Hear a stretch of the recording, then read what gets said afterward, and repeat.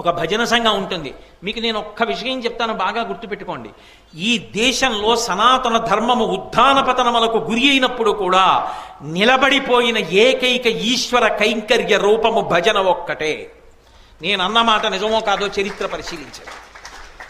మిగిలినవన్నీ ఉత్థాన పతనాలకి లోనయ్యాయి. ఉపాసనలు, సంధ్యావందనాలు, యజ్ఞాలు, యాగాలు, ఉపనిషత్తులు, ప్రబోధాలు, ఆచారాలు, సంప్రదాయాలు ఇవన్నీ కూడా అప్పుడప్పుడు వైక్లభ్యాలకి గురయ్యాయి.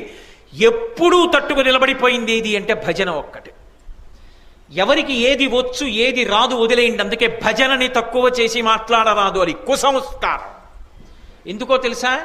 ఏమీ రాకపోవచ్చు, పరమ సంతోషంగా నేను నా భార్య మా ఇంట్లోనే కూర్చుని, అది చిన్న పాక కానివ్వండి, గుడిసె కానివ్వండి, రఘుపతి రాఘవ రాజారాం పతిత పావన సీతారాం అని భజన చేస్తే చాలు.